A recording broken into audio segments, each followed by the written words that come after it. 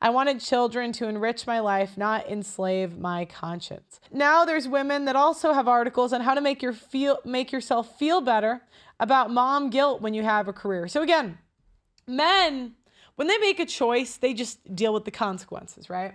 Men accept that. If they have to work the night shift, they are like, look, I did what I had to do. I understand it. But women have to rationalize bad decisions, I would say. So, dear working mother, you're doing a great job and your kids will turn out just fine despite the hours you spend away from them, truly. Cope. See, again, it's like the cope. It's the, I want to have it all and I want to do what I want, regardless of how it affects my children. And so, yeah, I'll just keep doing what I want. So I'm going to write articles rationalizing this instead of doing what I know is right. So, of course, you probably didn't always feel that way about yourself. If you are like most working moms, I know you may feel like you're forever coming up short. And it comes to doing enough, giving enough, and being enough for your kids. Not to mention your boss, your partner, and your aging parents and extended family, and of course your community. I haven't even mentioned doing, being, and giving enough for yourself, but that's another article. I was warned about mother's guilt while expecting my first child. However, having grown up with a hearty dose of Catholic guilt, I feel it couldn't be that bad. And then I became a mother, and over the course of 5 years, I had 4 healthy children. In between, stopped staring graduate studies towards a new career. Needless to say, it was during that time I became much more acquainted with mother's guilt. It became a constant companion until one day I realized that I didn't have children in order to spend my life feeling forever inadequate. I wanted children to enrich my life, not enslave my conscience. It's time to reclaim our right to enjoy our kids. So it's time to, what they're saying is they want to take the clout from the kids and all the good stuff they get from the kids without doing the bad stuff. So that's what she's trying to say. Lest child rearing become a long exercise in never measuring up. But how do working mothers stop wrestling with constant guilt? First, we must uncover the destructive forces that are driving it. So the need to do the right thing, like the guilt inside, that's what's driving it. But instead of doing the right thing, they just are going to push that down and keep doing the wrong thing. Below are 5 ways to embrace your shortfalls as a mother and refocus your precisely finite energy on what truly matters. Ensuring your kids know they're wanted, loved, and lovable no matter what. See, again, women's solution is saying things. It's never doing things, right? It's always telling your kids you love them, but it's never showing them by spending time with them and being pleasant, right? Like that's the harder part. Being a nice person, being pleasant. It's easy to say, I love you, right? That's easy. And it's the same thing with men. They're like, well, tell them how you feel. Well, does it matter what you say if you don't back it up with actions?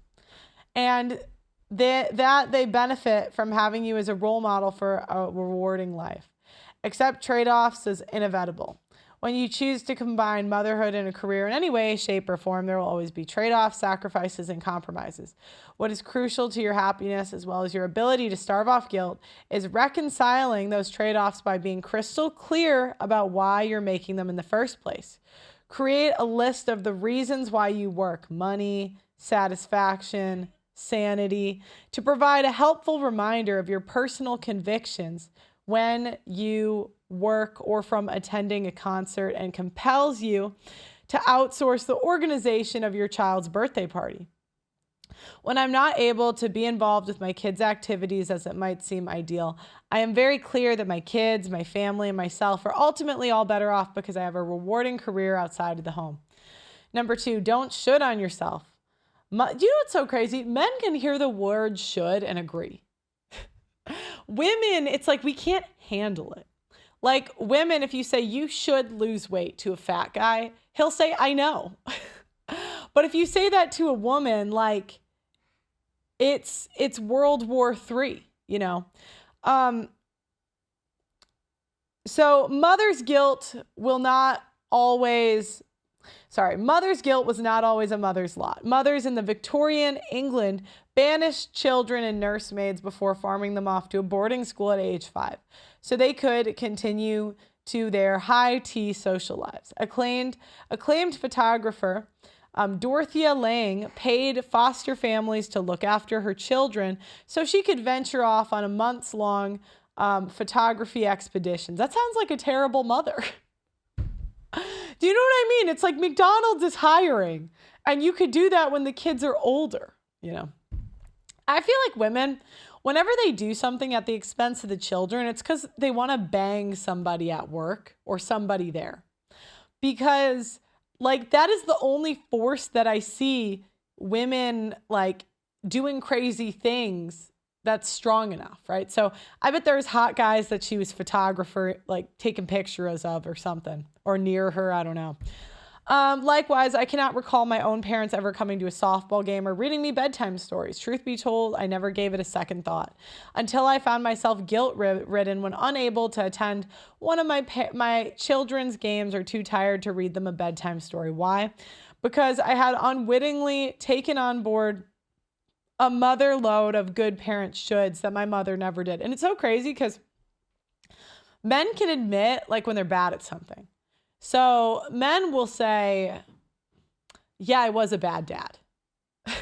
Like I've actually heard men admit that, where they said, you know what? I wasn't the best father. But admitting that as a woman, it's like World War III. You know, we can't all be good at everything. Some things we're just not good at. And, you know, like men, I've met men that were, say, alcoholics, right? And they can admit they just weren't the best dad. And they live with it. But women, they'll write articles. Like instead of just saying, you know what, I'm a bad mom, they'll write an article rationalizing the fact that they're not a bad mom. I enjoy being involved in my children's activities and in their lives, but I also know they don't need me cheering them on at every game, creating scrapbooks for every milestone, or welcoming them home from school with fresh baked muffins in order to feel loved and grow secure into well-rounded adults. While they are central to my life, my world does not revolve around them. I'm sure they love hearing this. Can you imagine reading this? Did you see what your mom wrote about you? She said her life does not revolve around you, nor do I believe it would serve them any better if I did. 3, lowering your bar to good enough. The bar on what it means to be a great parent has gradually been moving up. Oh my God. You know, women used to like sew their kids' clothes, but somehow we're like deluded into thinking the bar for being a good parent has moved up. We don't even raise our kids. I mean, we throw our kids, it's like you could put the kid in daycare. My sister worked at a daycare. They throw them in like 6 months in. My sister was raising your children, okay? My sister did it. So I have firsthand, and do you know what? My sister would tell me how bad some of the people watching the kids were. So I know what's going on in these daycares, and you people aren't going to like it. Okay. Oh, wait, we got a super chat. Thank you, Daily Driver. If you have anything you want to read, feel free. Okay, so all right, so where were we? After all, it's who we are for our children, happy, good-humored, and a role model for values that we believe in that ultimately impacts how close we are, our homes, our meals, and responsible for women on the front cover of women's magazines. The reality is that you don't have to be a perfect parent to be a great parent. See, there it is. You do have to be damn near a perfect parent to be a great parent. Like you can't be great at something unless you're close to perfect, right? But, you know, there's A-level parents, there's B-level, there's C. Men know that there's good enough, right? Like men kind of understand, like really, I've heard more men going by trying to get like passing grades, good enough. They're like, you know what? As long as my kid's not on the street, he's not doing drugs, my daughter's not on OnlyFans, you know, maybe she grows up to be like a lazy person, but she's not the lazy, or maybe, you know, maybe she has her flaws. She's still a woman, but at least she's good enough. Or my son, yeah, he has this bad character trait, but you know what? He's not doing drugs. Men can accept that about their kids, right? They're like, you know what? Good enough. That's a stamp. That's passed. But women, it's like they have to be great at things. You can't just be, well, I was an all right mom. All right. Refuse to buy into guilt mongerers. While some women thrive on critiquing other women's parenting proficiency, the best mothers I've met have no need to throw stones at how other people parent their children. They're simply more interested in doing the best that they can on their own. So while you can't always avoid the righteous parenting police, you can choose to see their self-inflating opinions on everything from disposable diapers. I didn't even know there wasn't disposable diapers. Do you guys clean them? Ew. Sorry, this is okay. To disciplinary tactics for what they are, an easy way to justify their own choices and conceal doubt about their own parenting skills. The fact is, there is no one right way when it comes to raising children. As we all differ in our personalities, preferences, and circumstances, the choices that we make us feel whole, healthy, and happy differ as well. To those who love to critique and judge, and to all those who felt a long string of judgment, remark, or scornful glance, I say to each their own. So again, women's biggest fear is being judged, because again, it makes perfect sense. Like, if we had a bad reputation in a tribe, do you know who was going to get our head chopped off or sacrificed to the gods? Like, they used to believe in like sacrifice. And so if you had a bad reputation as a woman, guess who was getting her head chopped off next? Guess who was on like the Salem witch trials? Do you know what I mean? You. So we had to protect our reputation with our life. Men had to work on being useful. There's nothing worse than a useless man, right? Like that. So men, they don't really care if they're liked. They're kind of like, I don't care if you think my kid is good or bad. I care that my kid isn't doing drugs and is not in jail and graduates from high school and makes it to 18 without being pregnant or getting someone pregnant. If I've done that, I've done my job. Good enough. And if the kid comes back and says, you were a bad parent in this way and this way and that way, the mothers, it's World War III, and the dads will say, I was. The dads will say, yeah, I was. But you know what? You're alive, aren't you? Women, we just can't like own the fact that we're not perfect. You know, like men, they know. They're like, well, I could have been better. They're like, yeah, you know. And it's the same thing at work. Like, they don't, as long as they're doing a good job, they don't care if everyone thinks they're doing good. They don't care.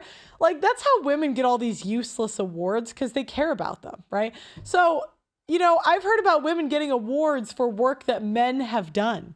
But men just don't care about that. So they're just like, here you go. They don't care about credit. But women, it's like, I know, just take the L. Zach in the chat, he's saying, just take the L's. Why can't we? You know, I was raised in cotton diapers. My dad would throw these bad boys over the fence and hit them with garden hose. 5, don't dilute your presence with distraction.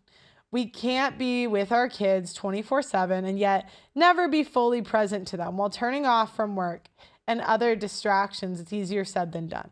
It's important to be intentional about being fully present to your children whenever you are with them, by minimizing the multitasking as much as humanly possible.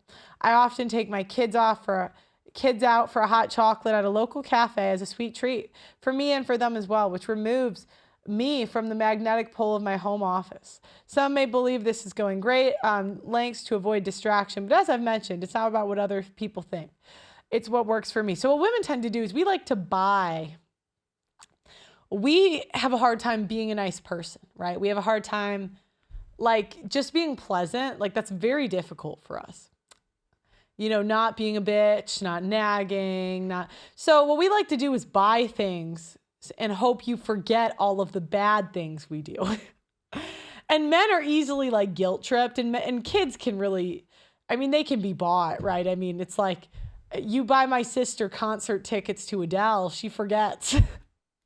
You know, so yeah, and that's easier than, again, the hard thing, which is like character building.